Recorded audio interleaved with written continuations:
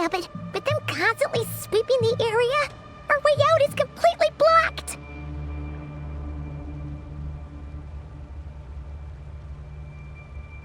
Oh, that's never gonna work! One little slip up and it's game over! If they spot us, they'll run straight back to Rear. And once he knows we're here, it won't be long before he's breathing down our necks again!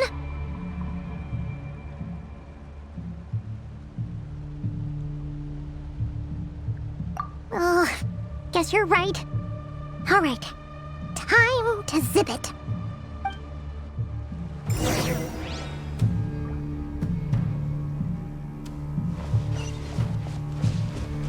Quick, hide! We almost got spotted!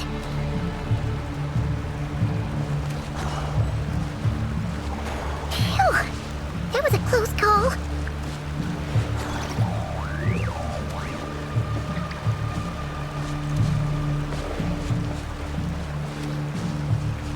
Watch out! They're coming this way!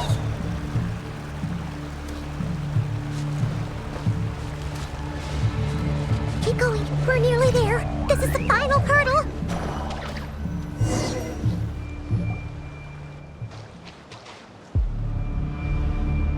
Oh, there's no end to these things!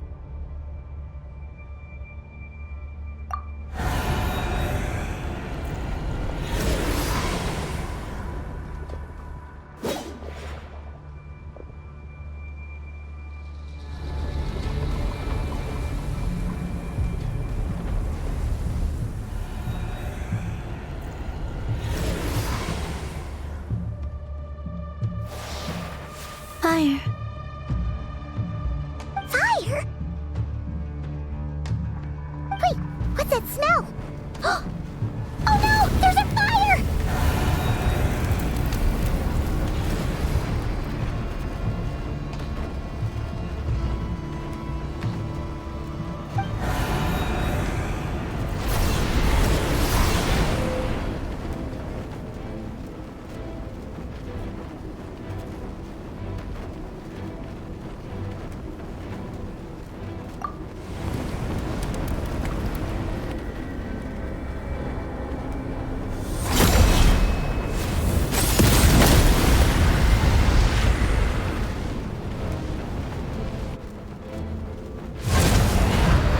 Sandrone was right. You look weak, Columbina. The old you would never have let such lowly creatures bar your way. Word has it that you did something for the Tsaritsa, and that's why you've lost most of your power. Freedom comes at a heavy price, doesn't it?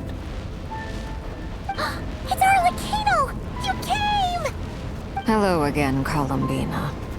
And greetings, guests of the House of the Hearth. It's been a while, Arlecchino.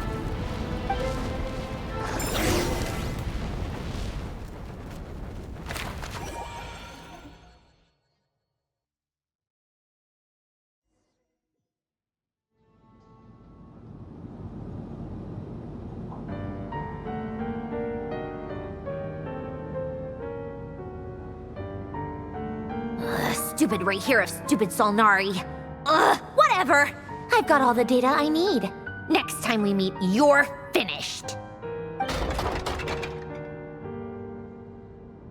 He sure doesn't pull his punches. Excuse me, do you need a hand? You can do me a favor by staying out of my way. Can't you see I'm busy? Wait a minute. I recognize that voice. Hello, Miss Sandrone. Father sent us over to help. How considerate of her. Hey, Fremine, get over here and help me fix this. Lenny, you do your thing. Just keep your sister away from my machines. Nearly every machine that cat girl touches ends up going haywire. Go put her on cleaning duty or something.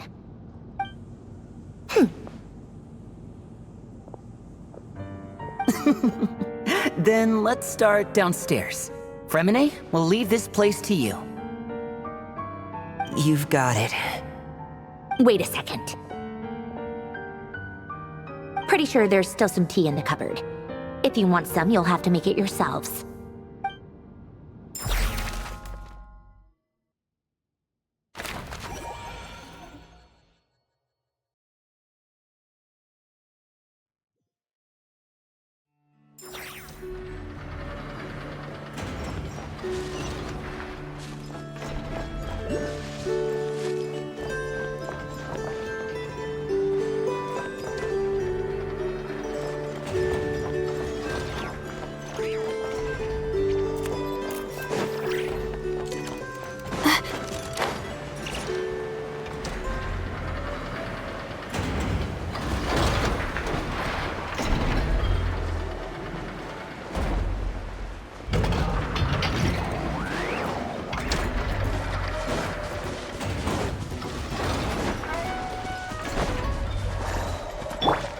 Everything! Not now. Quietly now. Don't be scared.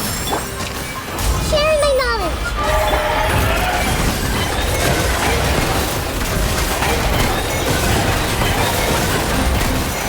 Hunt them down. The night is cold. Gotcha. I'm okay. Cold. Mine to command. Ready.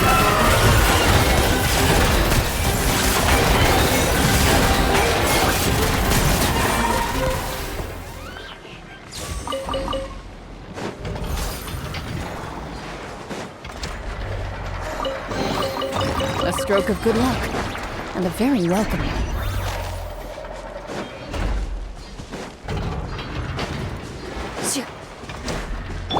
I see everything.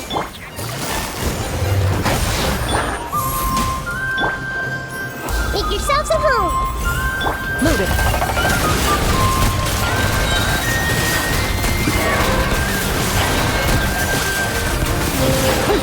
Time to testify.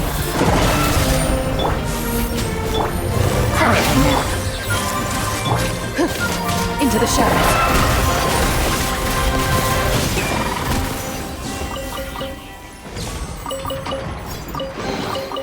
First to find gets to stake their claim. Seems fair.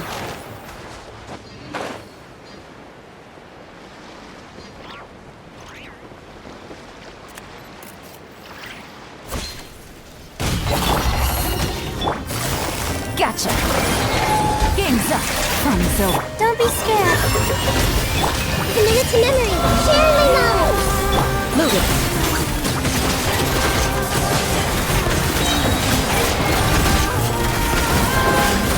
Hunt them down. Busted.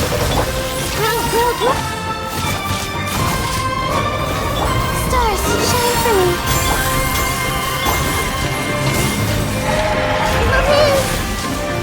My guiding star.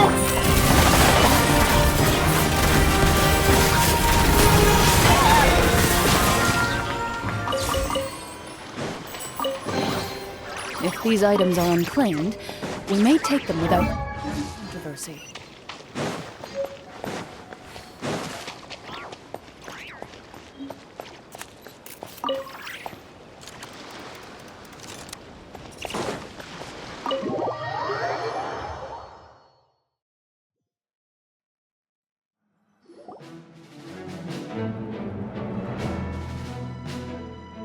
It's a relief to see you all made it back in one piece.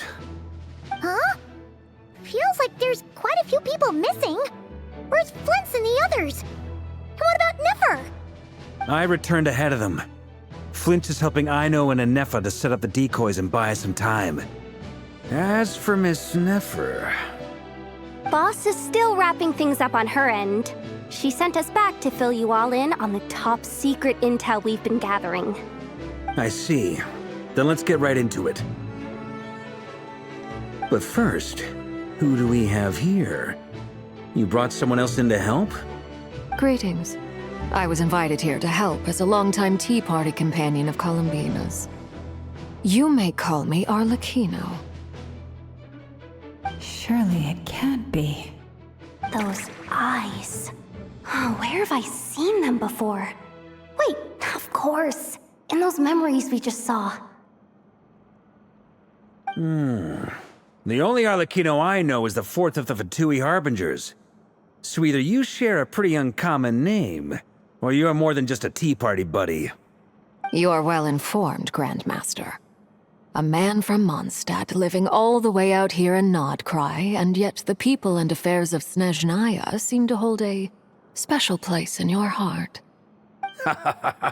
Oh, the feeling's mutual. Sounds like you know all about who I am, too. A Fatui harbinger. The atmosphere in here just got really tense. Guess we can't just start trusting Fatui harbingers, even at a time like this. I must admit, though, I'm a little curious. Seeing as the moon goddess no longer belongs to the Fatui, what makes you so willing to put your neck on the line here? Nor does Nodcry belong to Mondstadt, Mr. Varka. Yet still, you're fighting for it all the same. Things don't always have to have a tangible payoff. Sometimes, stopping things from spiraling out of control is a higher priority than chasing the spoils of victory. Of course, I can't say there's nothing in it for me at all. But that's between Columbina and myself.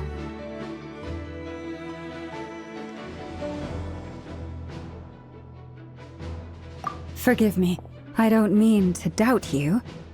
It's just that the Fatui really have been the source of many of our troubles. We have our own way of doing things here in Nodcry.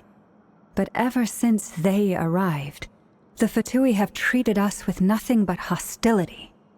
I know there's been a lot of bad blood between us in the past. I've done my utmost to avoid friction whenever I could. But sometimes fundamental conflicts of interest simply can't be settled amicably. That's why I'm here solely in a personal capacity. This has nothing to do with the Fatui. As a gesture of good faith, I'll be frank. I can help Columbina track down the iridescent moon's marrow, which will help her restore more of her power. Anyway, what else is on the agenda? Let's begin. She says she'll be frank, then completely skips over the details. Looks like she doesn't want to give away too many secrets after all. But she clearly wants to change the subject. It'd be awkward if I tried to bring it up again now. I guess we'll just have to go along with it. She's the fourth of the Fatui harbingers after all. One look and you can tell she's not someone you'd want to mess with.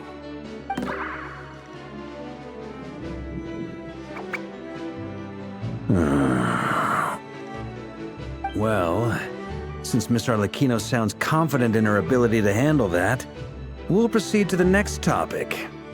Yehoda, time to share that top-secret intel. All right, listen up, everyone. First, we now know that Rerir was originally a Conrian secret agent whose primary mission was to hunt down and assassinate the so-called Dregs of the Crimson Moon. The Dregs of the Crimson Moon? In the memories, there was a lot of talk about the Crimson Moon and Eclipse, and a whole bunch of other stuff from the time of Conria. To my knowledge, those were the names of two different Conrian dynasties. Long, long ago, it is said that the people of Conria worshipped the Crimson Moon, drawing a mysterious power from its reflection. But one day, a coup saw the Crimson Moon eclipsed, hence the name of the new dynasty that replaced it, and how it became the new emblem of Conria. Still, long after the Crimson Moon dynasty had fallen, the last ruler of the Eclipse dynasty, the Vinster King, still coveted the secrets it left behind. So, he sent the Rehir of Solnari to secretly hunt down the Crimson Moon's few remaining followers. In those days, Rerir showed no signs of madness. In fact, he was as normal as any other person. Oh, and he had a fiancé, or at least a would-be fiancé, called Tholindis.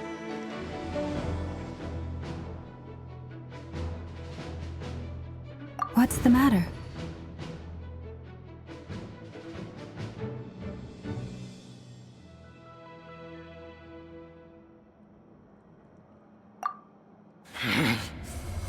Verfnir, Freindaughter, Flinders.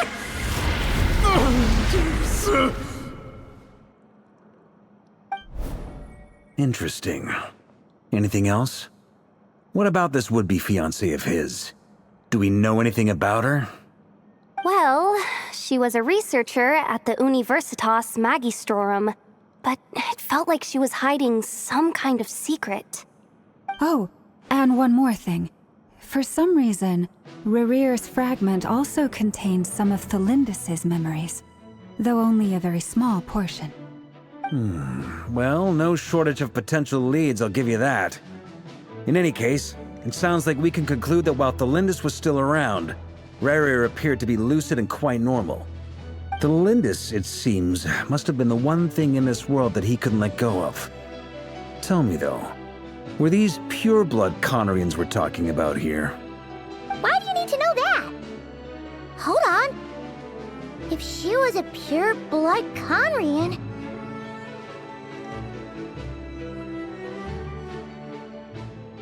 Oh yeah! Just like how it was with the captain!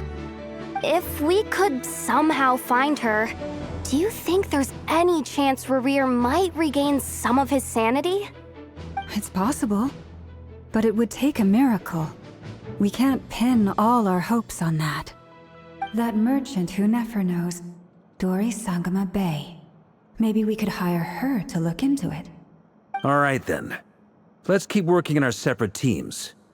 Traveler, Paimon, Kutar, and Miss Arlecchino will go look for the iridescent moon's marrow. As for the others... On the way over here, I noticed that the wild hunt monsters had grown even more frenzied in their search for Kutar. At this rate, the people living here will be in grave danger too. So I'm thinking of gathering together some of our followers to go wipe them out.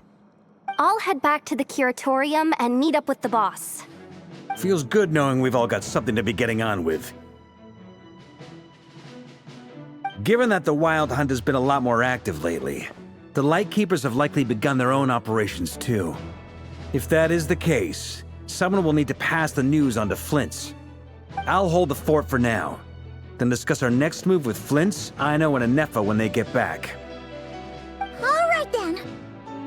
Well, the clock's ticking. If that's everything, we'll be on our way. We'd better get moving too. We'll try to buy you as much time as we can.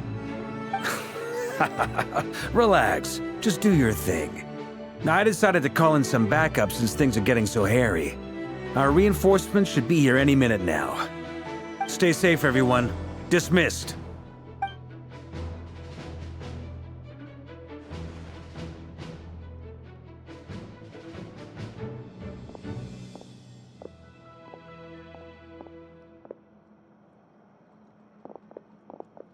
We're back.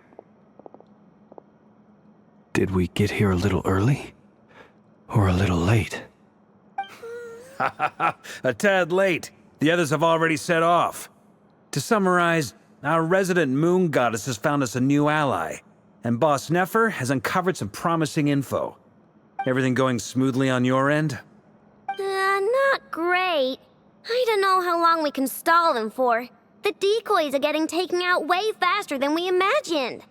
I'm gonna make some more later, but I need a timeout first. I'm so tired right now. Oh, right! Inefa, could you fill in Uncle Varka on what we just discussed with Flint's? Sure. Uncle Varka, you previously told us about how when you went to investigate a source of the Wild Hunt in Amsvartnir, you discovered that it was just a diversion. But according to Flint's intel, several outbreaks of the Wild Hunt had already occurred in Nodcry in the period leading up to that. That was before Rerir had regained his body, when he was far from regaining his full strength. In other words, in theory at least, he still lacked the means to act in two places at once.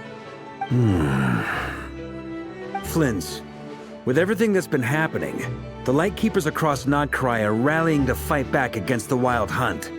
They're gonna need your help.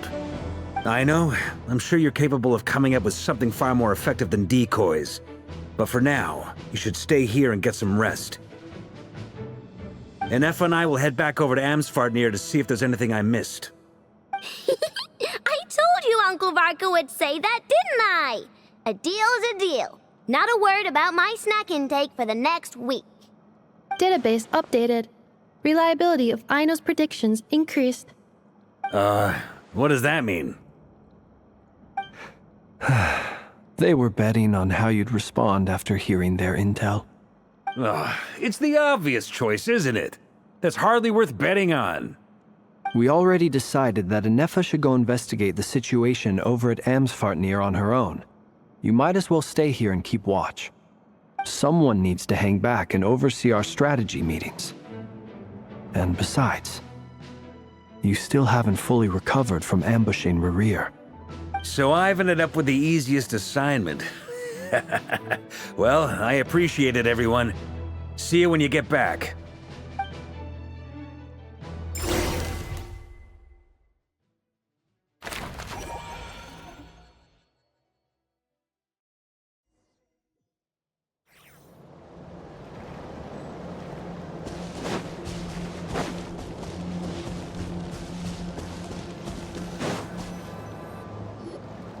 Here, this will serve as a good spot to cross over. Arlecchino, hold up a second. Since you brought us all this way, would you mind telling us what you've got planned? We still haven't got the slightest idea what's going on here. And if even Columbina doesn't know where the iridescent moon's marrow is, how do you? Simple. Because I am an inheritor of the royal bloodline of the Crimson Moon, and one of the last surviving embers of the Two Worlds' flames. Huh?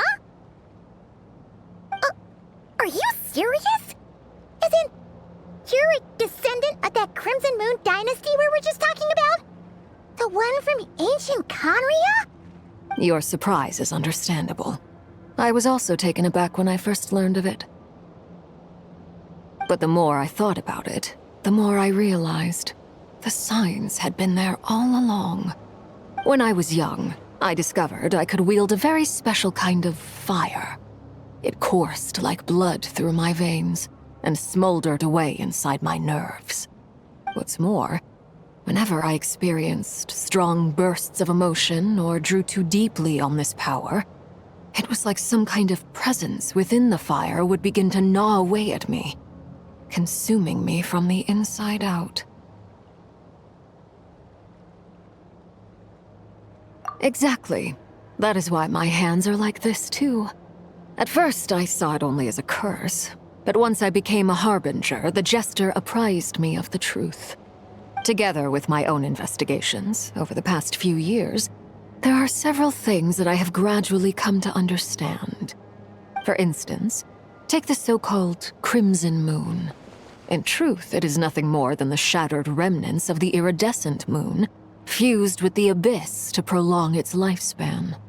Since this blood flame was bestowed upon me by the Crimson Moon, it is a fusion of the iridescent moon's former power and the corruption of the abyss. You all understand the nature of the abyss well enough. I draw upon its power, and in return, it hungers for my soul. This strange blackness is the mark of corruption it has left behind. If I recall correctly, you once told me that if the corruption ever made it to your heart, you'd become a completely different person. Yes, and that's the reason I'm always careful not to push my power too far. It's essentially a never-ending tug of war. Whew. Sounds intense. Anyway, the rest of my story can wait. Is there anything else about the Crimson Moon or the Iridescent Moon that you're unclear about? Paimon has a question. So, the Crimson Moon that the Carians used to worship was actually the Iridescent Moon, right? Which was one of the three Moon Sisters. Does that mean that the Carians were to the Crimson Moon as the Frost Moon Scions are to the Frost Moon? So much of that history has been lost. We have no way of knowing exactly what they were like. But I would suspect that the Conrians weren't as devout in their moon worship as it might appear. The iridescent moon's remains simply served as their link to the abyss. Later on, perhaps someone discovered a way to make direct contact with the abyss. Or maybe there was some kind of ideological divide. Either way, a dissenting faction staged a coup and drove out the royal heirs of the Crimson Moon dynasty. Still, even with the dark sun looming high overhead, the Crimson Moon's glow never truly faded. If you want living proof, it's standing right before you. The first time we met, I sensed something familiar in your presence.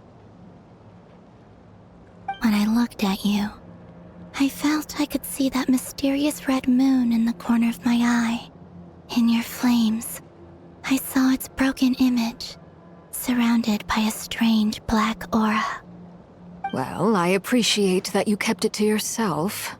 Much about the Crimson Moon is still a mystery, and I'd prefer not to end up as the object of an insane research project. Anyway, time is against us here, so if there's any other questions, they'll have to wait.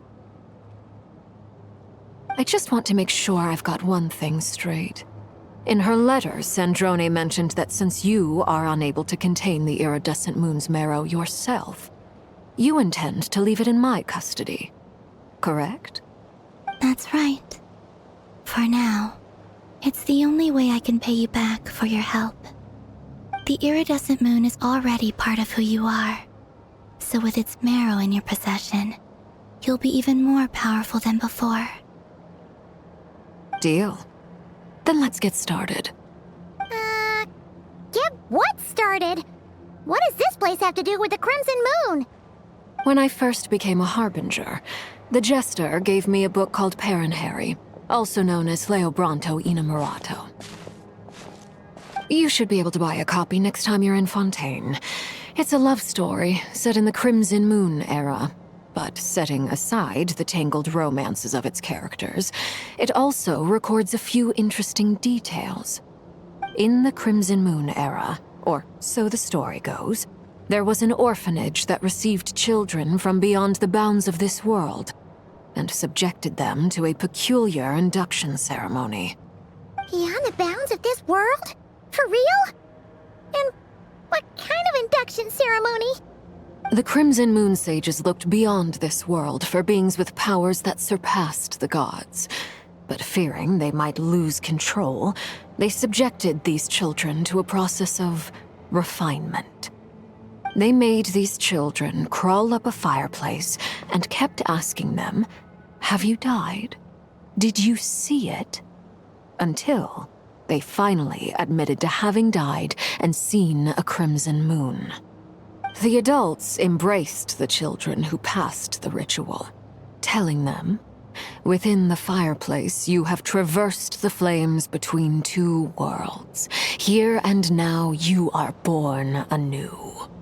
The book leaves much unsaid, but I suspect that this was their way of branding the children they had enrolled, leaving an indelible mark upon them so that they would forever live in the Crimson Moon's light.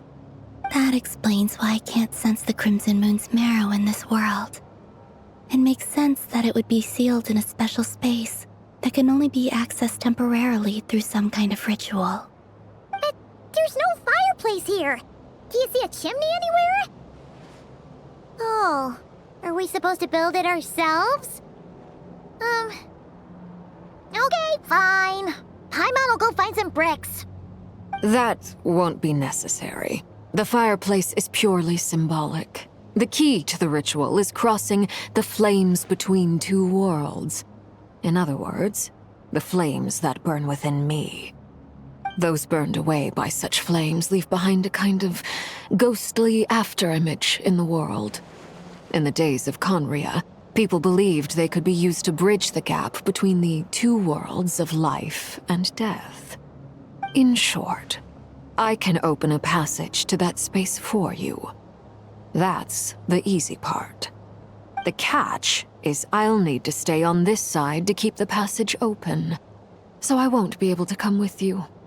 Once you're inside, you'll have to find your own way. Very well. Then I'll open it up. Traveler, spare me a little more moonlight if you would. I may need it.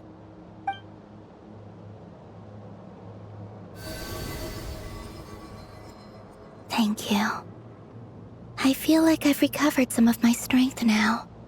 It should be enough to move us across short distances and confront whatever dangers might await.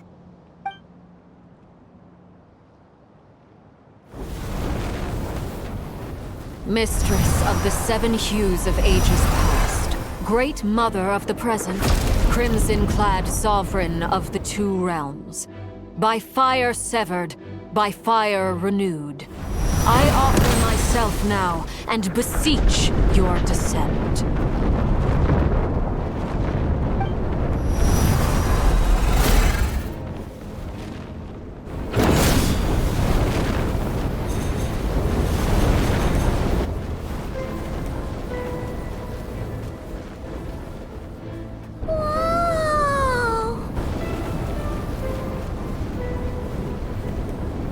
One word of advice as you're crossing over. No matter what voices you hear, do not answer. Got it! I sense a sinister gloom inside, but also the familiar light of the moon. I feel that I am about to meet an old friend who has changed beyond all recognition. All right, let's go.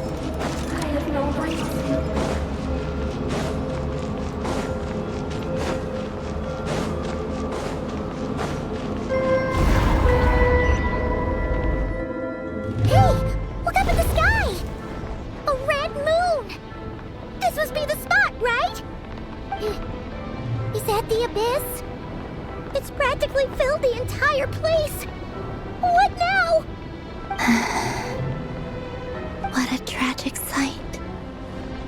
Fragments of your broken body, seized by the abyss, and hung up aloft like mummified remains. Iridescent moon, was this truly what you wished for? Careful! There's something spooky about this place. Feels like something is lurking in the fog. Haimon's right behind you. Whatever you do, don't run off without her.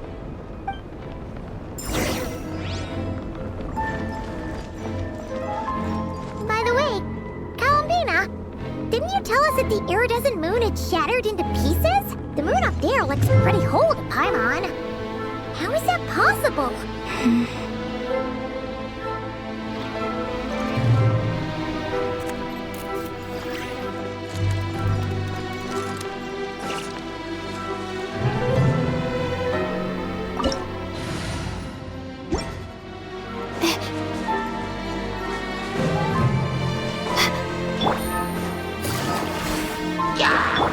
I see everything.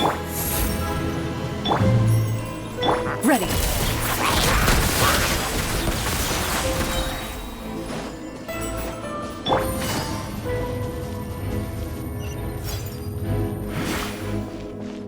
Just like I thought. It was only a facade.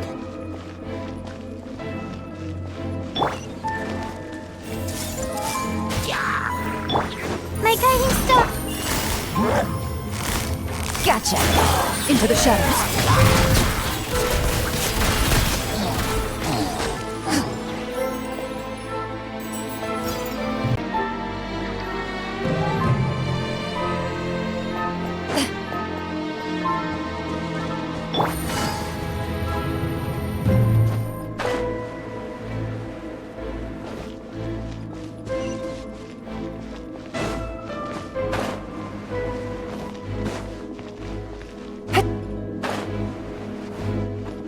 Take it easy. Hey! Busted. Not now. Don't be scared.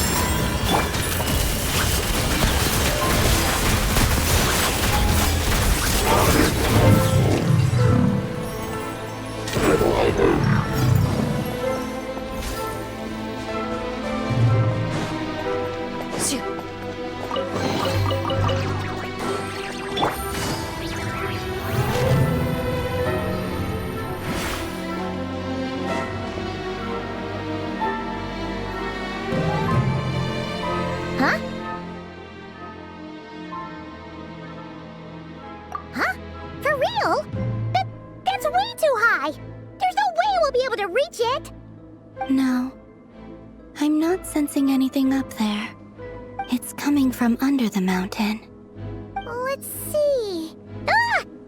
There's some kind of weird shadow over the water! Wait, see that? Looks like a mechanism of some sort. Let's check it out!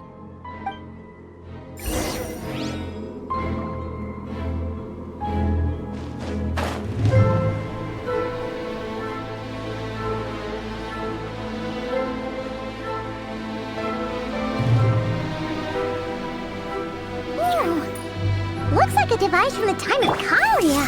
Maybe people once came here to study the Crimson Moon's domain, and they left this behind. Oh, if we can activate it, we might find some clues.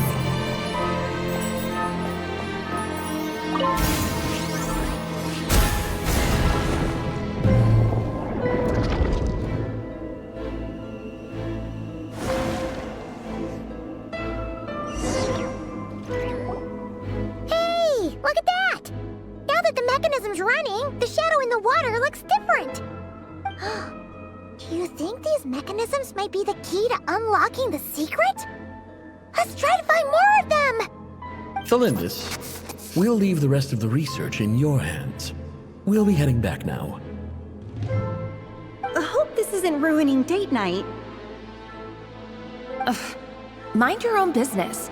Just leave me some snacks on the table. Thalindis?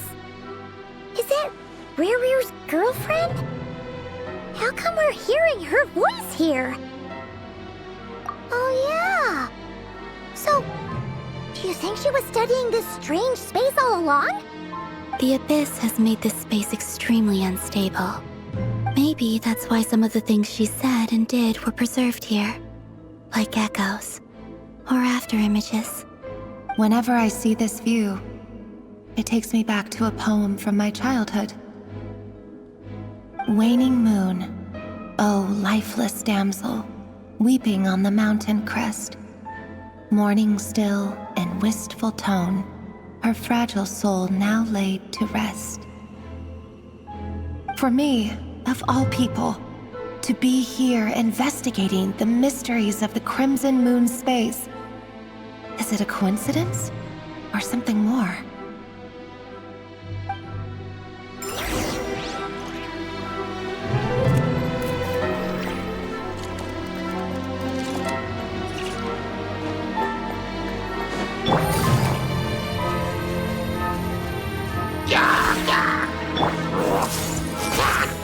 Ready.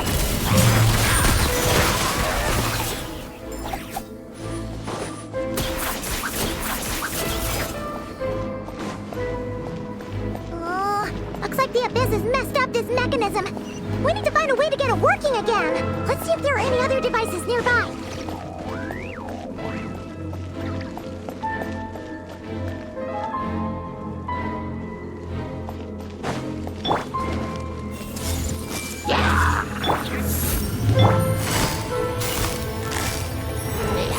Quietly now. Loaded.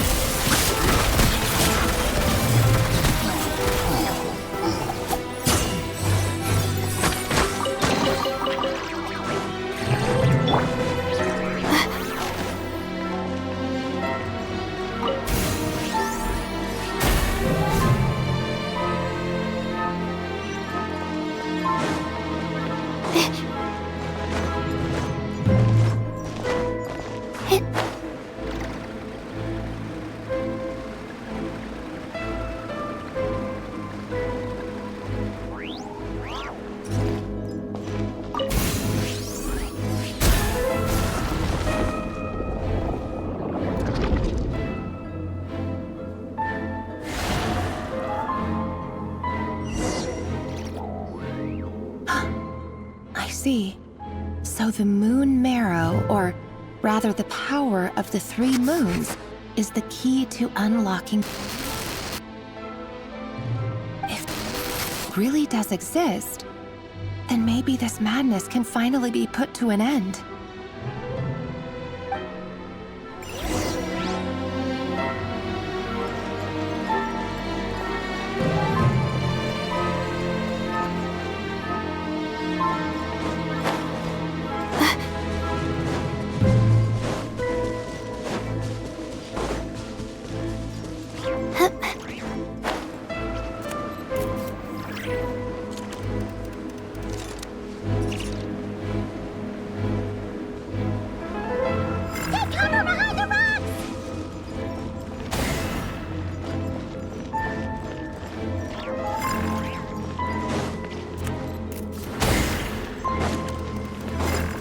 Not now.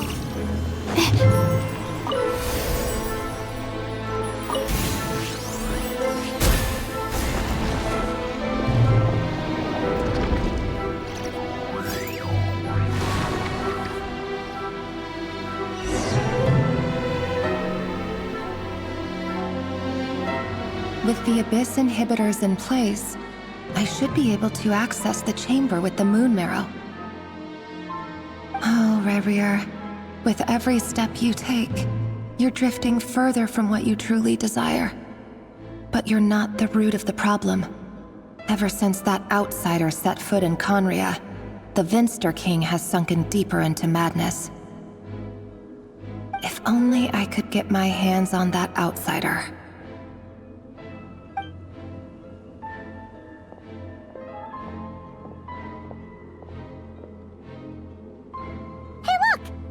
Reflection is back to normal. Elendis' voice mentioned a chamber with the moon marrow. Do you think maybe it's hidden in the moon's reflection? It must be. For within it, I sense the fragile aura of a dying soul. Then there's no time to lose! Let's go!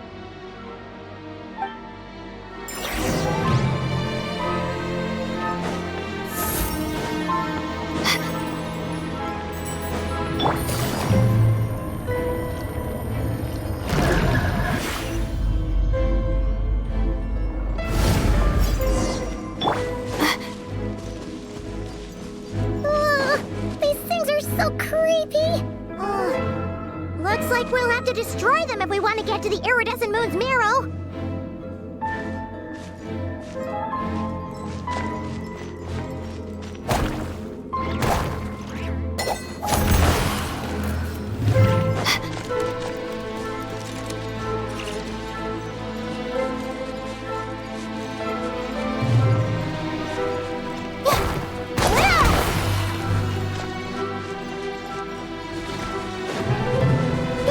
The iridescent moon's marrow!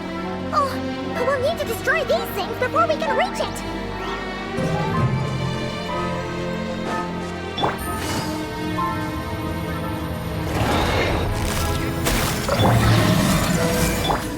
The night is cold. Stars shine. The Temple of Wisdom! Ready!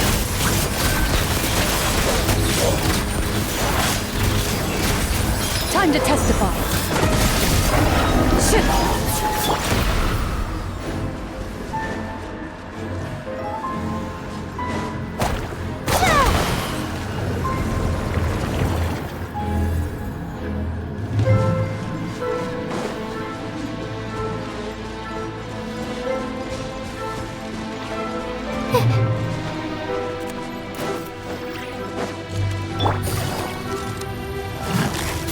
Gotcha! I see everything!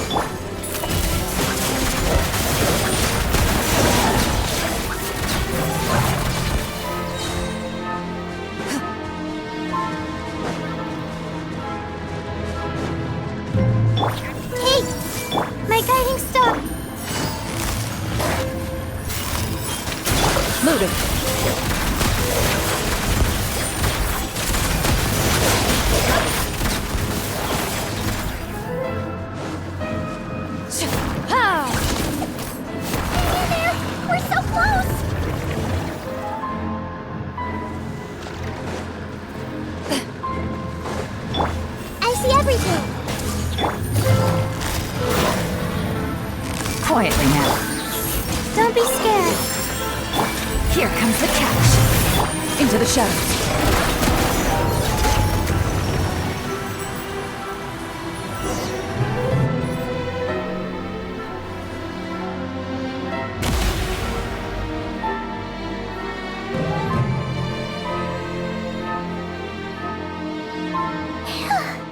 We finally did it! The iridescent moon's marrow, still burning away like an undying flame, yet now contaminated by the abyss. It has taken on a new form entirely. If we can purify the abyssal power within, we should be able to obtain its untainted essence.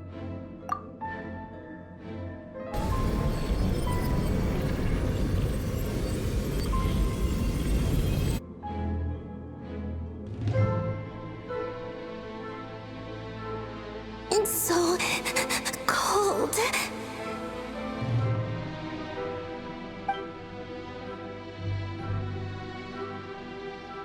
Is it you? Are you here? Huh? Are you talking to us? At long last, I can see you once more. Our fates have crossed, and I am finally free. I'm sorry, I lied to you.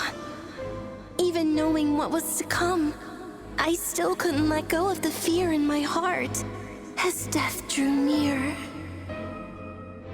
The moment the moon shattered, my body began to split apart piece by piece. Like I was being cut into pieces by 1,000 blunt blades. My thoughts scattered as the cold crept in. But I could not bear to fade away like that. Tell me, what was it that brought you to us all that time ago? If only I had possessed your courage, then I might have been spared this torment more painful than death. You look so puzzled. That's how I felt too when I first saw you. But trust me when I say that everything happens for a reason. Farewell, Hypo.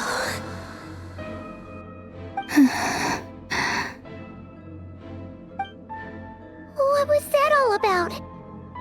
Was that the goddess of the iridescent moon? Oh, it sounded like she was speaking to a long-lost friend. But none of us have ever met her before, right? Perhaps. She took me for the goddess of the frost moon she once knew. For a fading soul like hers, our auras must be too similar to tell apart. But anyway, we've got the iridescent moon's marrow now. That should help you regain your strength, right? Alright, time to leave this place and meet back up with Arlecchino. Let's go!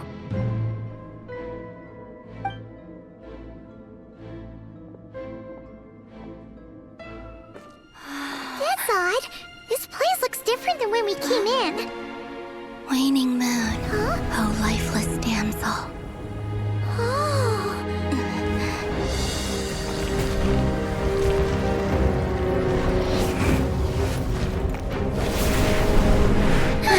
Hurry! The place is collapsing!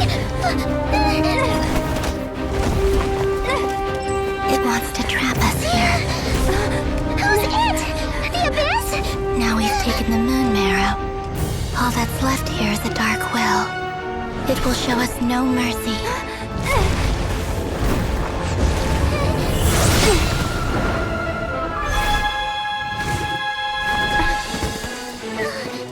Give it back! The crimson moons! My marrow! My heart!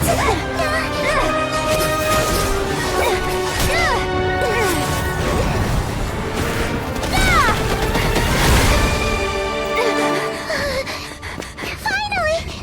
Huh? Oh no! The exit's blocked! They're back! Now what do we do? This is where you fall. Witness my rise. Hey, it's... What are you waiting for?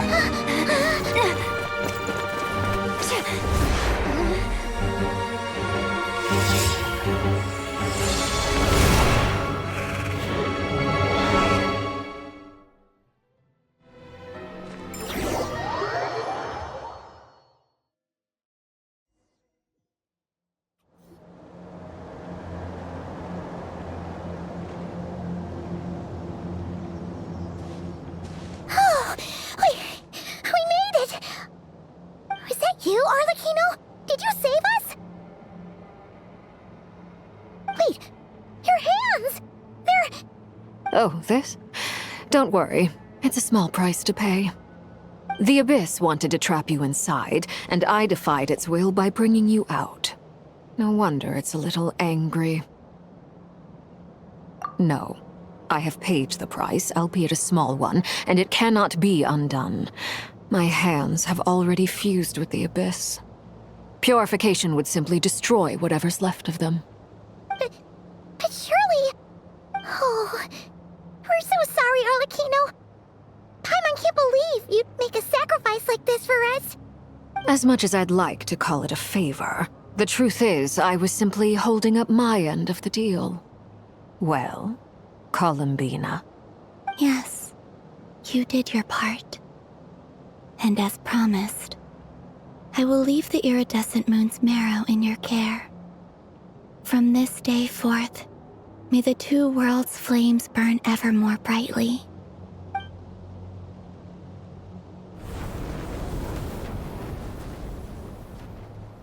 I'll take that as a blessing. Now, Columbina, give me your hand. Accept this moonlight I offer in return.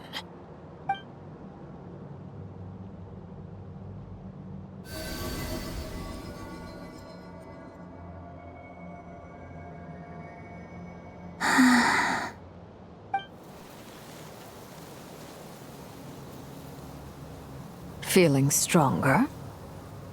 Hey, Columbina! Are you okay? I'm fine. Our powers are a little at odds, that's all. By the Frost Moon's authority alone, wielding the power of the other moons was always going to be a stretch. Still, I think it's fair to say that your strength has returned, at least to the level it was at as Third Harbinger. It's still not enough. There's no way I can hope to challenge Rayrier like this. Just one more ray of moonlight, if you would.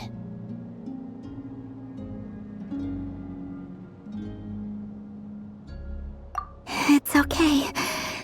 I can take it.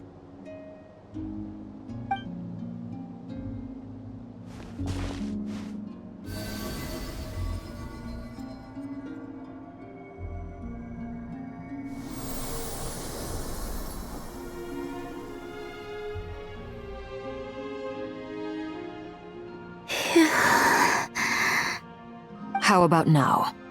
Fighting fit? At the very least, I won't have to stay hidden like before. I want to see him gone from Not Cry. The Ray here of Solnari and his wild hunt must be sent back where they belong. Well, it's good to have something to aim for. You certainly seem more alive now than you did earlier. When I first met you, you didn't strike me as a ray of moonlight. More like a wisp of fog drifting in from who knows where, ready to scatter at the first sign of a breeze. But now, you're full of vitality, just like the Frost Moon, once the brightest of them all. May you keep shining, Columbina. This is who you are. Thank you. Look after yourself too, Arlecchino. I know you have plans of your own, and that's why you're always seeking to grow stronger. But whatever you're after, don't let the Abyss take a hold of you. I do not wish to see you go down the same path as Rayrier. I appreciate the concern, Columbina. Although perhaps it's time you took a new name. A new name? Kutar, the Moon Maiden, Columbina. They're nothing more than code names. They describe who she is and the roles she's played, but they're not her real name. We often use code names in the House of the Hearth, too. But it's knowing your real name that keeps you grounded. Up till now, you've been living a wandering life, so you've probably never really cared. All I'll say is this. Once you've defeated Rayrier, give it some thought. All right, that's it from me. I'll get you back safely first, then go meet up with Sandrone. You're the best! I appreciate the gesture. It speaks to your good character. Anyway, let's get going. There are more urgent things to do right now than trade compliments.